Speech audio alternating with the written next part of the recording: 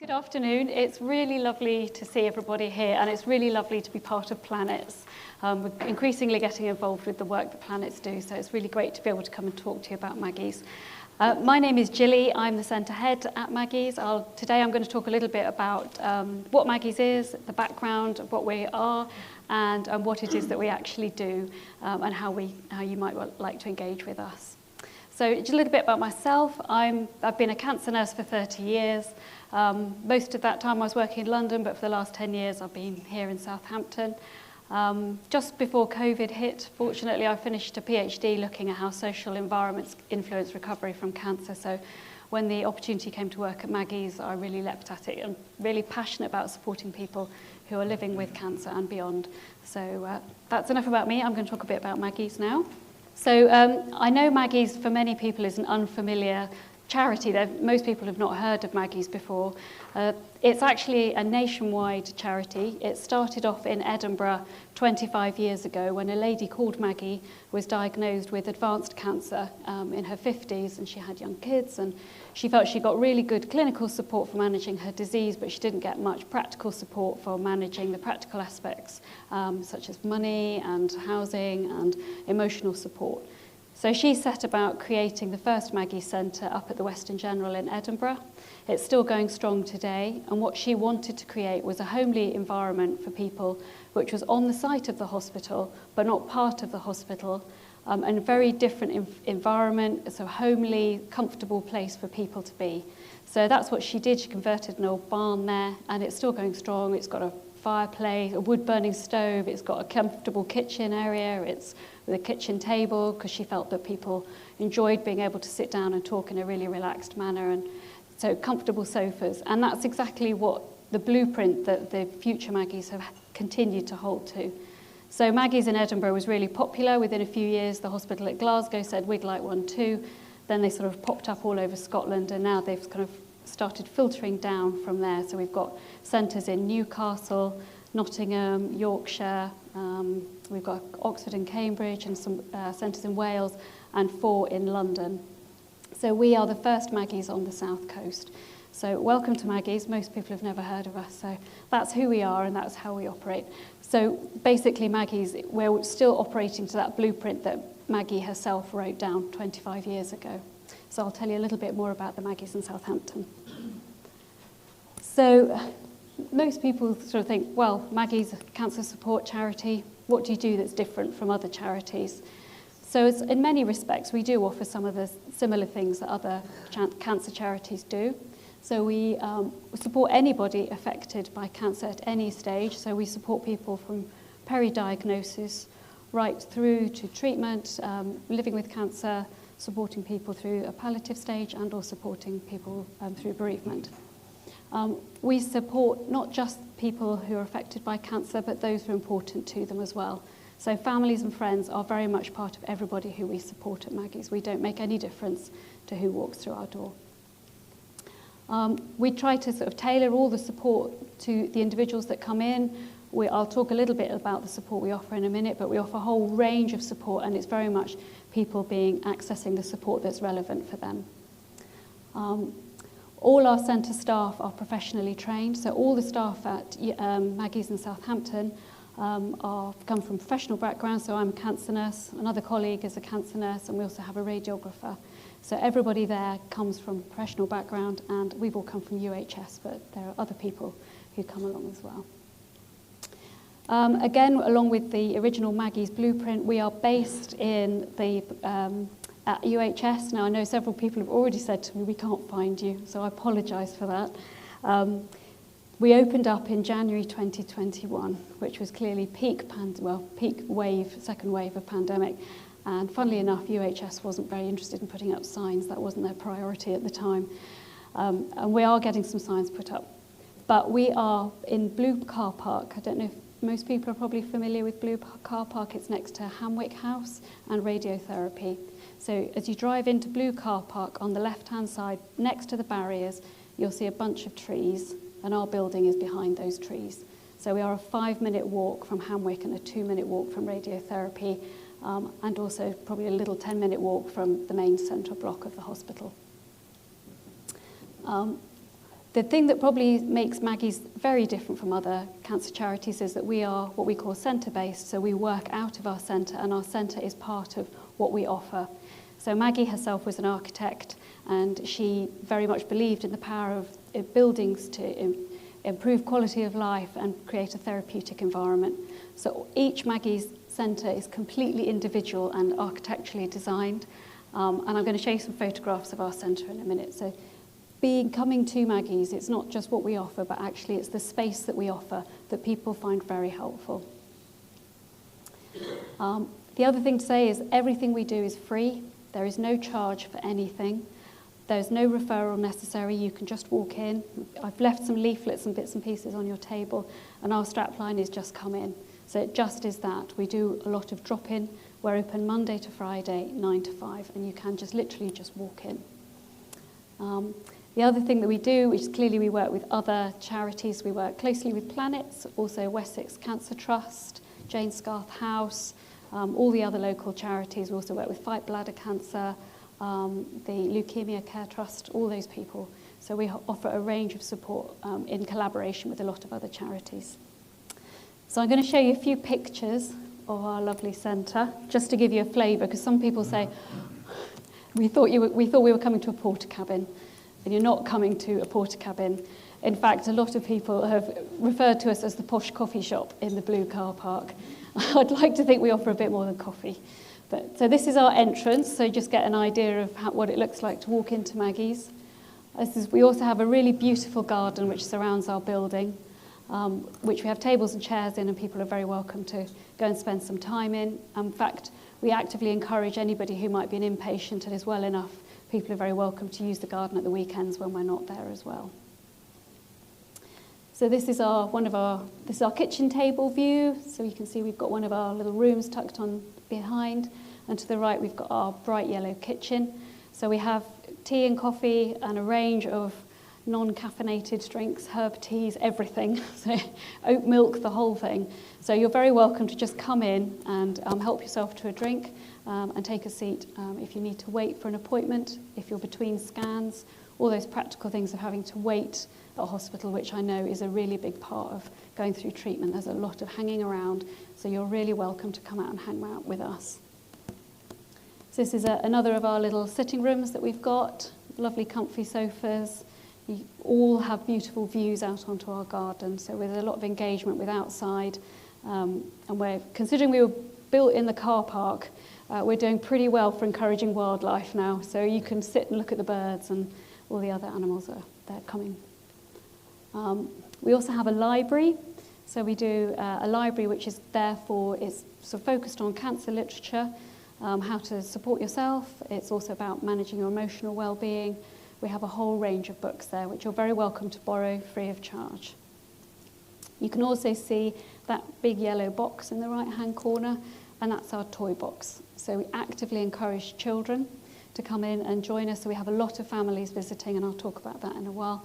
But we have children from tiny babies. I think the youngest we've had is a 6-week baby, to whole streams of teenagers coming in as well.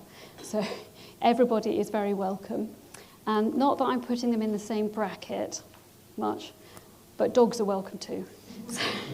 So yesterday we had 3 dogs in the centre. So often people travel quite far and they bring their dogs with them because they don't like to leave them behind all day. So we have dog biscuits, poo bags, the whole range. So people are very welcome to bring their dogs in. Just to show you that we don't just have big spaces, we also have tiny little nooks and corners. So this is what we have called the poetry corner. It's got a whole range of poetry books there. So if you're feeling like you just need to pass some time and reflect, you're very welcome to take a quiet seat in the corner and have a look at some of our poetry books as well. So more about what we actually offer and what we do. So our big emphasis at Maggie's is offering practical support. We work really closely with all your clinical teams. And we work to complement the work that they're doing. We're certainly not there to replace them, so practical support is very much what we offer. So practical support starts with supporting people with a range of things like finances. So we have 2 caseworkers from Citizens Advice who work with us every day, and they can support you with looking at your finances. One of them likes to call herself an income maximizer, so she can look at all the different ways you can reduce your outgoings. There's lots of different ways that you can reduce that, and also looking at potentially at benefits. But they also do a range of support with looking at things like housing and also employment law. So as I was leaving the centre this afternoon, Eleanor, one of our caseworkers, was just going through an employment tribunal to support someone with constructive dismissal. So we do quite a wide range of support for people if they need it. In terms of practical support, we also, as I was talking earlier, we do a lot of hosting people while they're waiting between appointments. We also do a lot of work to support carers or caregivers. So often caregivers are very much unsung heroes. They're people we really like to support, but often that's very hard for people to do because their first priority is often supporting the person who needs that care. So they find it quite hard to ask for help or seek help. So when they come in to visit us, we take that as a sneaky opportunity to give them a bit of time to support them and listen to them as well. In terms of other practical support, we also have got 2 people who came in this morning doing some remote working. So one of the ways that we support carers is giving them some space to do some remote working in our centre. So they hook up to the Wi-Fi, can crack on. We've had deals stuck at Maggie's already in our side room. So, but it just means that people don't need to take annual leave if they need to take some up to the hospital all day. So we aim to be a very practical space for people. We also do a lot of information giving. As I said, all our team come from from professional backgrounds. So a lot of the questions that we answer to support the clinical teams are answering things about staging, what is a multidisciplinary team, reinforcing information about treatments, radiotherapy, surgery, all those sorts of things. So we're very much there to endorse what the clinical teams do, but anything specific does need to go back to the clinical team. The other thing we do is we do a lot of work to support families, and we sort of do that from very young children right up to young adults. We've been supporting a couple of young people who've gone off to university with their parents quite unwell at home, so we've been working with them. So what we do have is a library. One of the hardest things that people do find is talking to children, whether that's grandchildren or their own children, about how to tell them they have cancer. So we have a range of books which we can support you to find language which might be helpful to talk to kids about cancer. We also talk to grandchildren and other relatives about what cancer is, what that might mean, how often there is a huge level of uncertainty, and we try and explain that. And sometimes hearing that from a neutral party can be really helpful for kids. They find it easier to ask questions to us. We do it often with partnership with the people themselves, and we do it a bit on our own as well. We also do kids' days, which is one Saturday a term. We'll bring the kids in, we bring the therapy dogs down, which are these beautiful golden retrievers, and they spend some time with the kids, and we go for a walk, and we just spend some time with them. So it's a very informal way of supporting kids who have someone close to them experiencing cancer. Our emotional support, which is something which people often find really hard to access, is something that we actively promote. So we have 3 levels of what we call emotional support. So we have something that we call drop-in emotional support. So that means if you are having a bad day or you've just received some news which you're finding quite upsetting, you can come into Maggie's and one of the team members will be able to sit down with you, talk you through it and spend some time with you. And people find that really helpful, and I'd say that's probably the majority of the emotional support that we offer. We do like that. People having a distressing time don't need a counselling appointment in 3 weeks, a month's time. What they need is today and now, and that's what we try to offer, to give that support when people need it as and when. So we do that every day, all day. So you don't need an appointment. You might need to wait a little bit if somebody's busy, but we'll always see you. The next level up from that is if we think people will benefit from some more long-term support. So the team are able to offer one-to-one appointments for people, and we'll do that as long as you need to. So we usually do about an hour, so every other week, just giving people an opportunity to talk about what's happening to them, how that's impacting them, maybe how that's impacting relationships around them. If we find people who have significant issues, people often have had trauma in the past or mental health issues in the past, and need some more in-depth support and they need therapy, We have a full-time psychologist, or 2 psychologists that work part-time but cover full-time. So we're able to do referrals to that, to them.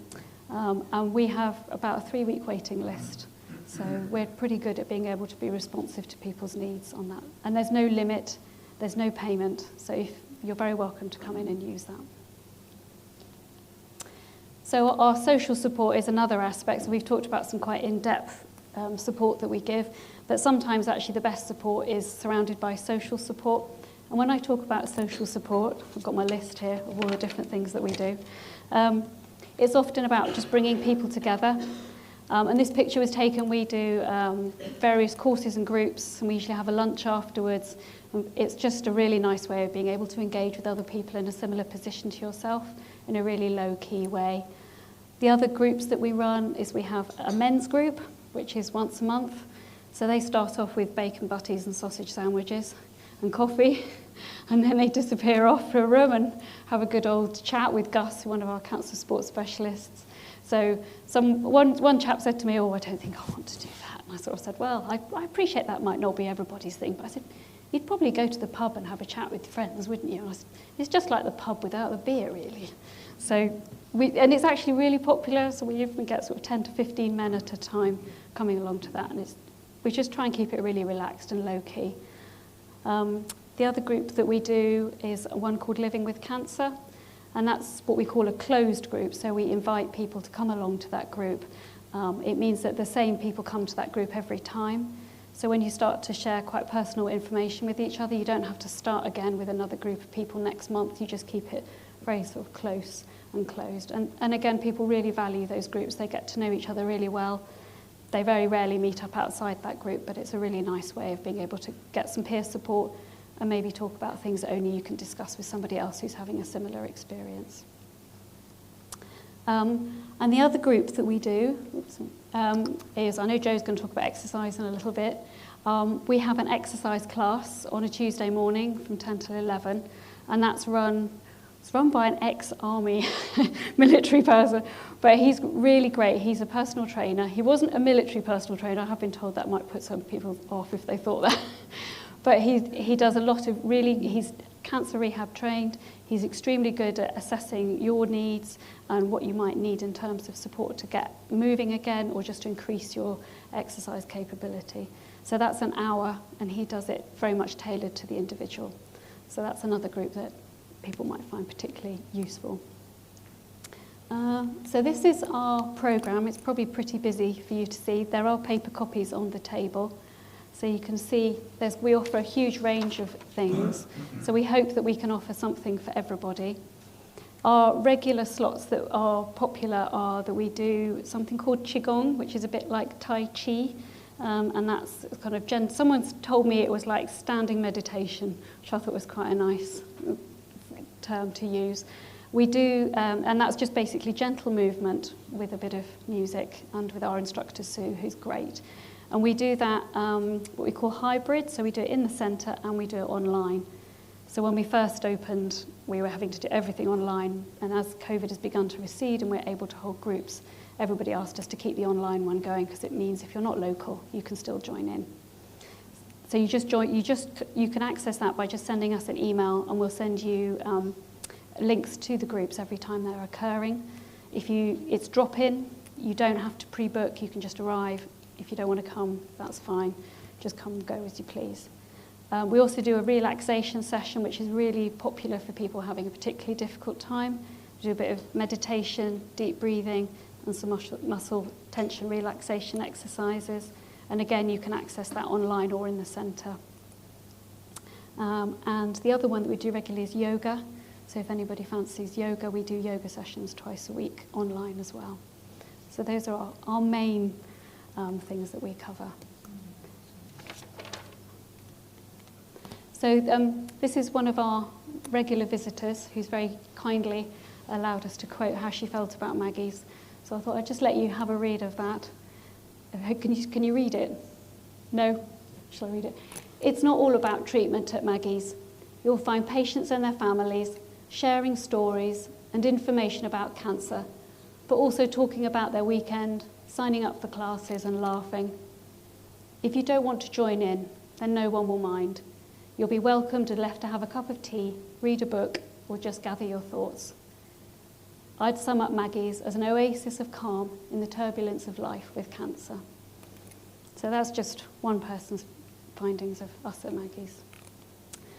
So just give you a little bit of a heads up about our figures and where we're going. We're a new centre, so I've kind of slightly sludged 2 sets of data here, which is not very good really. But so in September, we had 140 visits from people with a new diagnosis of cancer, and we had 150 visits from new caregivers.